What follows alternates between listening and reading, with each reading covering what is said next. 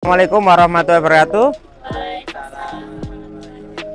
Salam, selamat siang, salam sejahtera untuk kita semua. Om Swastiastu, Namo Buddhaya. Kita telah sampai di lokasi Museum Kretek di sebelah sana. Jadi ini salah satu tempat wisata atau pariwisata dari Kota Kudus. Selain Museum Kretek ada Teknopark, ada juga Rumah Adat Kudus yang hampir sama di Menara Kudus kemarin. Juga ada rumah khas Kudus, yaitu rumah kapal ada di sana, berbentuk sebuah kapal. Tapi yang aslinya sudah rusak, sudah dibongkar, dan itu replikanya. Pertama kali kita akan masuk ke arena Museum Kreteknya. Oke, kita menuju ke sana. Sebenarnya masuk dalam kelompok apa? Gus, Ji atau Gang? Ji atau Gang? Gang. Dagang. Karena kretek merupakan salah satu komoditi pendapatan terbesar di Kudus ya. Orang terkaya Indonesia ada di Kudus, Jarum. Nah, itu adalah di Kudus. Jadi nanti di sini kita akan melihat sejarah kapan sih pertama kali kretek itu mulai dikenalkan di Kudus dan menjadi pendapatan, mungkin bisa dikatakan pendapatan utama masyarakat Kudus pada awal mulanya.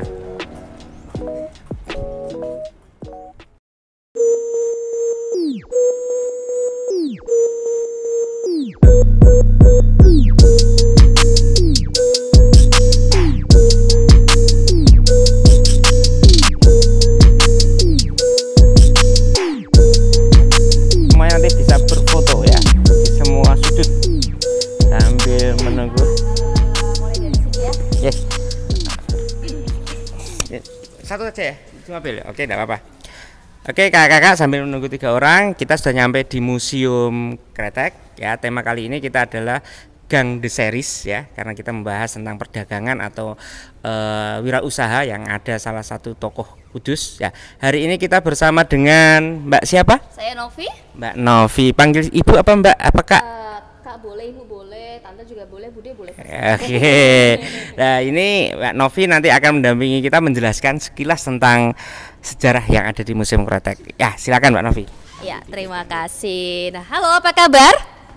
Baik ya, terima kasih sudah berkunjung ke Museum Kretek. Nah, inilah museum kami, Museum Kretek Kudus, yang bisa dibilang Museum Kretek ini merupakan museum khusus yang tentunya saja bisa dibilang satu-satunya di Indonesia. Nah, karena tidak ada pun museum membahas tentang rokok ya, cuma itu kan berbeda tema, khusus tentang brandnya mereka sendiri. Nah, untuk peradaban kreteknya sendiri hanya ada di Museum Kretek ini. Jadi Museum Kretek ini mulai diresmikan tanggal 3 Oktober 1986 oleh Pak Suparjo Rustam saat itu. Nah, terus kemudian museum ini saat ini dikelola oleh Pemda pada Dinas Kebudayaan dan Pariwisata Kabupaten Kudus. Nah, seperti itu Kak. Nah, jadi apa sih kaitannya dengan dagang yang seperti disampaikan oleh Bapak, terus kemudian kaitannya dengan Museum Kretek, kaitannya dengan julukan Kudus Kota Kretek seperti itu ya. Apa sih kaitannya Kudus Kota Kretek sama Museum Kretek? Pasti ada. Kenapa? Karena Kudus ini dikenal sebagai Kota Kretek. Menurut kalian, kenapa sih Kota Kudus ini disebut sebagai Kota Kretek? Kenapa? Jawa Timur juga banyak. Pencetus pertama. Right.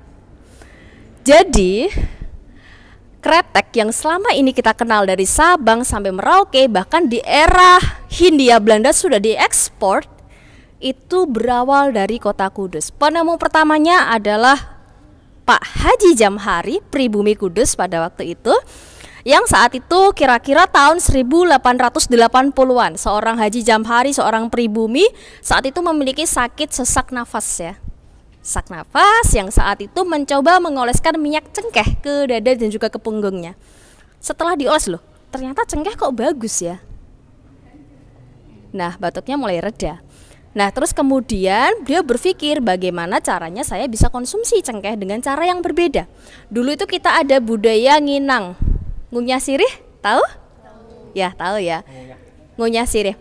Nah, kira-kira kalau cengkeh ini dikunyah rasanya seperti apa? Ada yang pernah cobain? Pedes ya, artinya nggak bersahabat di mulut ya intinya ya. Nah, begitu pula, tapi kan niatnya tujuannya untuk obat ya. Dan otomatis identik dengan rasa-rasa jamu ya.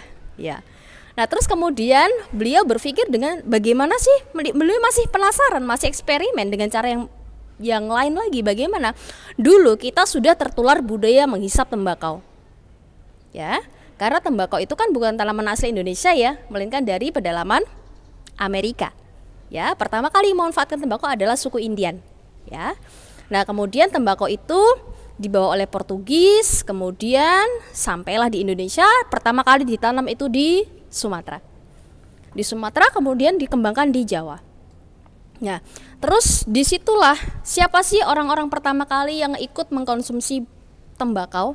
Dulu kan kita dihuni oleh Belanda ratusan tahun ya, otomatis kita tertular oleh budaya mereka ya, mengkonsumsi tembakau ya. Terus siapa sih pertama kali orang Indonesia yang ikut mengkonsumsi tembakau? Ada yang tahu? Ya? Oh bukan Pak. Ya, para kesultanan, para raja-raja ya. Nah terus kemudian mulai merambah ke masyarakat biasa. Nah dulu pernah ya ada tanam paksa, salah satunya adalah komoditi tembakau ya. Jadi yang bagus-bagusnya untuk diserahkan. Kemudian salah satu fungsi tembakau saat itu untuk menunda rasa lapar ya, karena orang zaman dulu itu kan mereka kerja rodi ya, kerja rodi, makannya pun tidak seenak saat ini, apalagi sekarang udah ada segala macam ya. Ya, kalau dulu makannya sehari sekali, sehari 2 kali ya. Untuk menunda rasa lapar mereka memang memanfaatkan tembakau itu. Nah terus pada akhirnya di eranya Haji Jamhari ini mulai ada perubahan, mulai ditambahkan cengkeh di dalamnya. Jadi kata rokok itu masih umum. Rokok itu ada rokok putih yang dari luar ya, hanya tembakau sos. Terus kemudian ada kelembak menyan yang di dalamnya itu tembakau dicampur kemenyan ya. Terus kemudian ada rokok siong, terus ada macam-macam, dan salah satunya adalah kretek. Yang kebetulan saat ini yang terkenal ada rokok putih dan kretek ya. Dan kretek sejarahnya ada di Kudus. Itu kenapa hanya kota Kudus yang diberi julukan kota kretek ya, bukan Malang kota kretek, bukan Surabaya kota kretek. Mereka juga produsen, tapi disinilah sejarahnya, makanya kota kretek disandang oleh Kabupaten Kudus. Kembali lagi ke Haji Jamhari. Lalu bagaimana sih setelah beliau mencampurkannya tembakaunya dengan cengkeh, kemudian dilinting pakai klobot, tahu ya klobot kulit jagung ya, kulit jagung seperti ini ya. Terus kemudian dilinting, diikat pakai benang, dibakar, dihisap. Saat si cengkehnya terbakar itu ada suaranya kretek kretek kretek kretek. Kenapa disebutnya kretek? Nah dulu Mbah Haji Jamhari sempat jual kretek per 10 batang diikat tanpa merek seperti ini. Nah namun 10 tahun kemudian beliau tutup usia. Namun itu tidak menyurutkan kretek ya. Keadaan tersebut, peluang bisnisnya ini dimanfaatkan oleh salah satunya adalah Pak Niti Semito ini ya. Jadi Pak Niti Semito ini adalah pionir pengusahanya. Kemudian Pak Haji Jamhari ini adalah penemunya. Seperti itu. Jadi apakah Pak Niti Semito terlahir sebagai orang kaya dan mampu mengenyam pendidikan? Tidak. Pak Niti Semito ini adalah seorang pribumi Kudus sama dengan Pak Haji Jamhari. Beliau anak seorang lurah. Lurah di daerah perkotaan kan berbeda ya dengan lurah di daerah pedesaan ya. Tidak sekaya artinya pendapatannya tidak sebanyak yang di pedesaan saat itu ya. Beliau ini orang biasa yang dulu beliau pernah merantau ke Malang ya untuk menjadi buruh konveksi.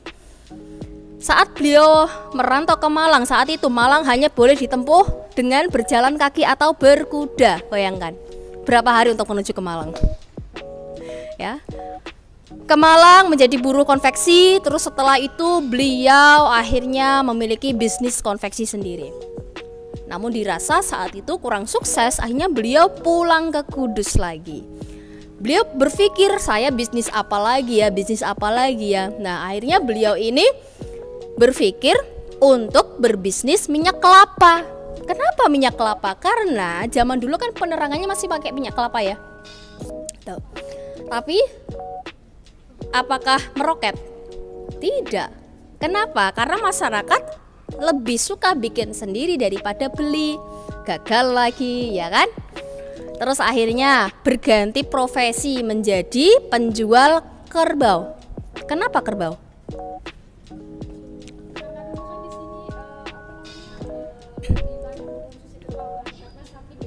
Ya, betul. Memang di Kudus ini lebih baik tidak mengkonsumsi sapi untuk menghormati masyarakat Hindu. Itu ajaran dari Mbah Sunan Kudus seperti itu. Nah, saat beliau berjualan sapi ya, jual beli sapi, apakah terus sukses? Tidak. Beliau sempat ditipu habis-habisan. Terus akhirnya beliau jadi kusir. Ya, kusir delman ya, karena kan saat itu transportasi kuda ya, delman gitu kan. Nah, beliau ini saat menjadi kusir itu beliau sambil bawa tembakau untuk dijual. Ya, sambil maklaran tembakau lah intinya. Nah, terus kemudian setiap siang beliau itu terbiasa istirahat ya di warungnya Mbok Nasilah. Nah, akhirnya lama-kelamaan beliau memperistri Mbok Nasilah. Setelah beliau menikahi Mbok Nasilah inilah mulai berbisnis kretek. Apakah langsung besar? Tidak. Yang awalnya 10 batang, 20 batang, 30 batang dilinting sendiri oleh Pak Niti dan juga istrinya. Kemudian Pak Niti Semito ini akhirnya juga memiliki 2 putri, ya, Mbok Nasilah dan Mbok Nahari. Ya. Oke, kita masuk ke dalam sini. Silahkan.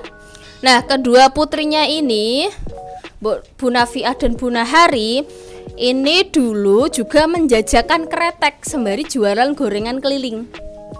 Ya, sambil jualan gorengan, kedua putrinya juga jualan kretek dijajakan ya dari orang ke orang.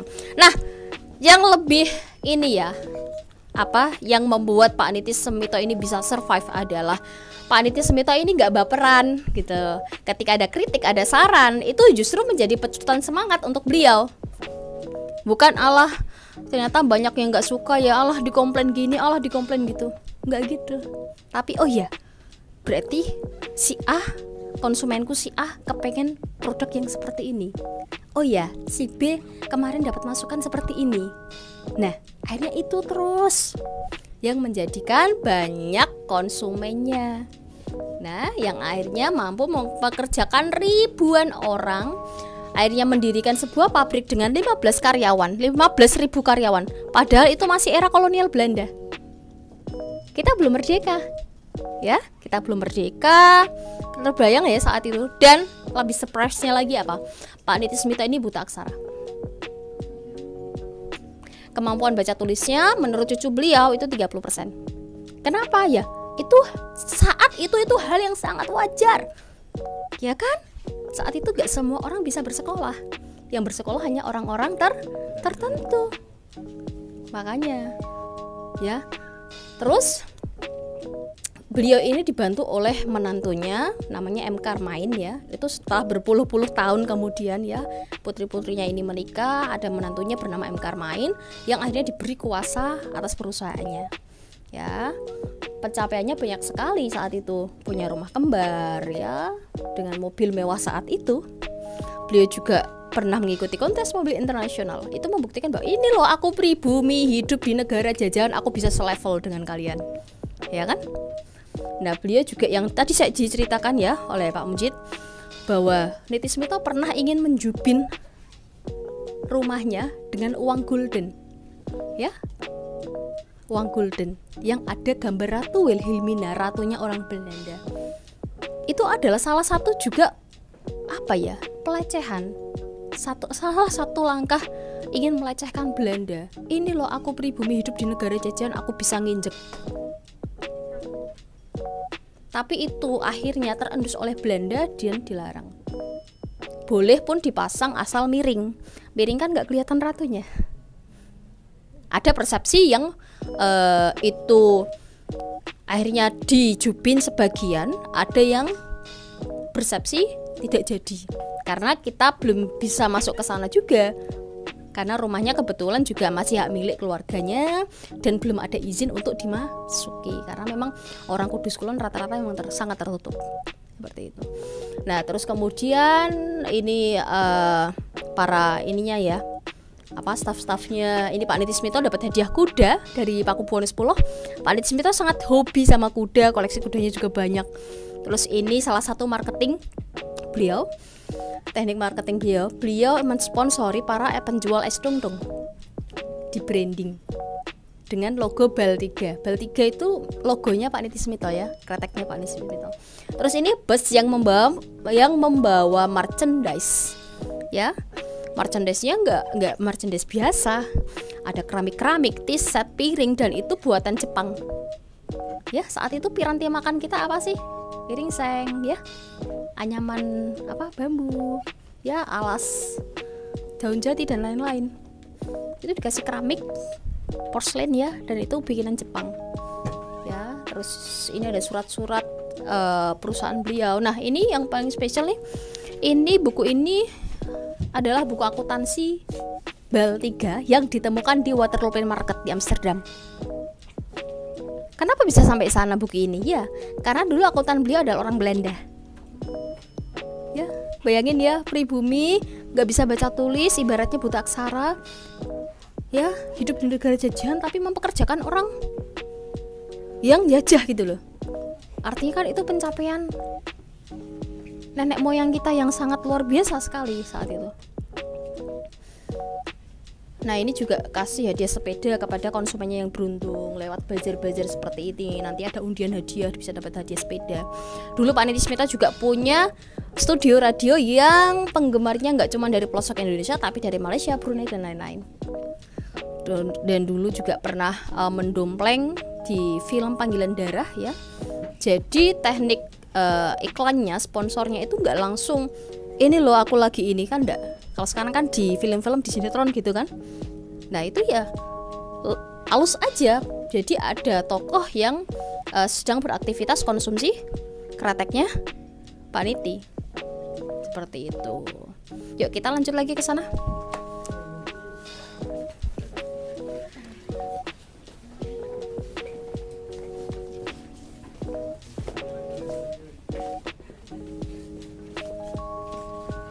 Nah, oke. Jadi selain kita mengemas sejarah kretek ya, sejarah peradaban kretek, di sini kita juga menyimpan benda-benda produksi tempo dulu. Jadi peralatan-peralatan tradisional ini merupakan saksi bisu masa kejayaan kretek tempo dulu ya. Jadi dulu di Kudus itu home industri kretek, pabrik kretek sebelum pecahnya Perang Dunia Kedua itu sangat banyak sekali. Bahkan mereka juga sudah terdaftar di ini ya, di Hindia Belanda. Jadi seperti ada sekarang kan Haki ya, dulu sudah ada seperti itu tapi levelnya udah Hindia Belanda gitu, udah internasional juga. Nah terus ini juga, ini alat perajang cengkeh ya, untuk merajang cengkeh tradisional, ini untuk merajang tembakau. Jadi nanti orangnya bisa duduk sambil duduk di sini. Jadi tembakau kan daunnya besar-besar seperti daun jati ya. Itu nanti disusun, digulung jadi gulungan segini. Nanti masuk ke sini ya. Ini didorong, ini pakai pisau. Nah, itu. Jadi tembakau itu prosesnya juga sangat panjang sekali. Mulai dari dipanen, terus kemudian dilayukan, dirajang, dijemur, setelah itu masuk ke keranjang, masuk ke gudang minimal 2 tahun penyimpanan sampai 5 tahun. Terus setelah itu keluar, itu kan dia saling gumpal ya, saling nempel. Nah, makanya harus dihancurkan kembali biar bisa diproses pakai mesin ini. Ini untuk menghancurkan kembali tembakau yang sudah keluar dari gudang. Terus nanti habis itu disaring pakai krondo ya. Nah, nanti disaring pakai ini, nanti baru bisa di-mix sama bahan lain seperti itu. Jadi prosesnya panjang. Nah, kita di sini juga punya sampel-sampel tembakau mulai dari kelas atau grade 1 sampai grade 7. Jadi nanti semakin tinggi grade-nya semakin bagus kualitasnya, ya. Terus kita juga punya sampel cengkeh. Jadi cengkeh ini kan sebenarnya apa ya? Kalau sekarang pun masih digunakan di industri obat ya, di industri farmasi, ya. untuk pengobatan tradisional juga, minyak cengkeh juga bisa untuk obat sakit gigi dan lain-lain. Dan cengkeh ini dulu di era Portugis ya, di era Portugis ini yang menyebabkan kenapa sih Indonesia dijajah oleh berbagai negara, ya karena ini, karena remah cengkeh salah satunya. Cengkeh dan pala itu ada komoditi utama target penjajahan di Indonesia. Bahkan dulu di era Portugis, satu karung cengkeh sama dengan beberapa karung cengkeh ya, beberapa karung cengkeh itu bisa membiayai berlayar dari Portugis ke Indonesia. Dan 1 kilo cengkeh sama dengan 1 kilo emas. 1 kilo cengkeh sama dengan 1 kilo emas waktu itu. Karena saking berharganya cengkeh. Nah, terus kemudian ini kelobot. Kelobot itu kulit jagung yang dulu dipakai untuk melinting kretek. Kalau sekarang kan pakai papir ya, kertas yang putih, atasnya ada coklatnya itu ya kan. Kalau dulu pakai kelobot.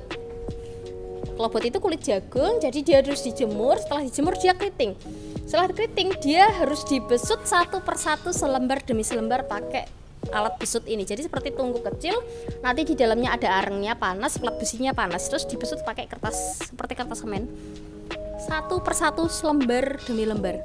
Bayangkan jika permintaan kretek 1 juta batang ya, itu. Terus ini setelah ada papir, alat gilingnya pakai ini. Kalau tadi kan manual, pakai tangan dilinding ya. Kalau pakai papir, pakainya alat linding seperti ini. Dan ini masih dipakai di industri kretek sampai saat ini, yang model seperti ini. Nah, terus kita lanjut lagi sini. Nah, ini ada foto-foto pabrik kretek yang ini beberapa udah tutup, PR Kalau juga udah tutup, posisinya ada di dekat Simpang 7. Ini udah tutup juga Jambu Bol ya. Ini kantor pusatnya Jarum, kantor pusatnya Sukun, dan ini Braknya Noyorono. Nah, yuk kita lanjut lagi. Nah, ini ada foto-foto tokoh-tokoh pemilik pabrik kretek ya. Ini hanya sebagian kecil saja. Hanya sebagian kecil saja. Ya, kenapa? Seperti yang saya katakan tadi bahwa industri kretek dulu sebelum pecahnya Perang Dunia Kedua itu sangat banyak sekali menjamur, terutama di daerah Kudus Kulon ya, di seputar menara. Sudah pernah ke sana? Oh, udah ya. Jadi di seputar menara itu kalau kalian masuk ke gang-gangnya itu seperti labirin. Temboknya tinggi-tinggi, gangnya kecil-kecil. Itu kenapa sih? Oh, di tembok tinggi-tinggi banget. Itu adalah salah satu cara untuk apa ya, ibaratnya menyimpan rahasia produk gitu loh, biar tidak dikopas sama tetangga-tetangganya ya. Saking jejer gitu kan, sebelah rumah itu pabrik kretek semua. Namun setelah pecahnya Perang Dunia Kedua, Jepang masuk, wah habis semuanya. Pabriknya Panit Smito habis, tembakau cengkeh habis, mobilnya yang nggak kurang dari 100 unit dipakai Jepang, pabriknya dibuat mes ya. Terus habis-habisan semuanya, ekonomi hancur saat itu. Bahkan pernah ada cerita, saking orang-orang udah terbiasa konsumsi kretek, saking nggak adanya tembakau, nggak adanya cengkeh, diganti pakai daun jambu biar mereka tetap bisa ini. Nah, yuk kita lanjut lagi sini. Nah, kita masuk ke merchandise ya. Jadi ini adalah merchandise yang saya ceritakan tadi ya. Kalau ini merchandise dari Bal 3 sebelah sini. Bal 3 ini yang bikinan Jepang. Nah, dan itu foto pesawat Fokker yang dulu pernah disewa oleh Niti Smito untuk nyebarin brosur dari atas langit ke daerah Jakarta dan sekitarnya. Makanya korbannya seperti saya waktu kecil. Wah, pesawat kasih duit. Pernah nggak? Iya. Karena dulu itu pernah ada cerita pesawat bagi-bagi sesuatu. Seperti kemarin waktu ada bencana ya, Ridwan Kamil bagiin apa? Sembako dari atas heli, ya kan? Nah, terus akhirnya brand-brand lain juga mengikuti. Nah, ini dari brand lain. Akhirnya kan teknik marketing seperti itu kan ini ya, booming kan ibaratnya. Akhirnya brand yang lain juga mengikuti. Ini sampai akhirnya di tahun 2010-2012 ya. Terus habis itu udah stop. Kenapa? Karena ada undang-undang tentang kesehatan. Salah satunya adalah tidak boleh berpromosi, tidak boleh membagikan barang promosi. Nah, terus kita masuk ke SKM, Cigarette Kretek Mesin. kalau di dunia kretek itu ada 3 fase ya. Kretek lobot, sigaret kretek tangan yang pakai papir, sigaret kretek mesin yang pakai mesin. Jadi pertama kali pakai mesin itu tahun 78. Pertama kali yang pakai itu perusahaan BAT, British American Tobacco. Ya, mesin-mesinnya masih pakai mesin sederhana seperti ini, tapi ini merupakan mesin tercanggih pada zamannya ya. Jadi masih semi manual ya. Mesin apa sendiri. Kalau sekarang kan dari bahan baku sampai finish ya, sampai siap masuk ke box. Iya. Udah robotik, bahkan jarum forkliftnya aja robotik. Gitu. Nah, ini packagingnya. Terus kita lanjut lagi ke sini. Nah, ini ada beberapa koleksi kretek di sini ya. Bungkusnya aja sih sebenarnya. Nah, kalau ini yang masih produksi sampai saat ini. Tapi uniknya kalau kita cari produk ini di Kudus itu nggak ada. Kenapa? Karena kebanyakan di pasarannya ada di luar Jawa. Gitu. Adapun yang dari brand-brand besar kayak Jarum, Sukun, Noyorono ada di sini. Cuma kayak brand-brand kecil seperti ini, kebanyakan mereka di luar Jawa. Nah, karena masing-masing perusahaan kan memiliki pasar masing-masing ya. Nah, terus kalau ini yang udah nggak ada. Nah, ini yang kretek lobot itu bentuknya ngerucut kayak trompet. Jadi packagingnya seperti itu. Kretek lobot, sebelah sana kretek tangan, sebelah sini kretek mesin. Coba lihat di kretek mesin paling ujung, di situ ada Istana Presiden, Istana Wakil Presiden, Mabes ABRI. Ini rokok presiden. Dulu ya sebelum ada undang-undang kesehatan kan mereka juga disuplai. Ya di eranya Soeharto. Jadi untuk staf-staf presidenan dan lain-lain.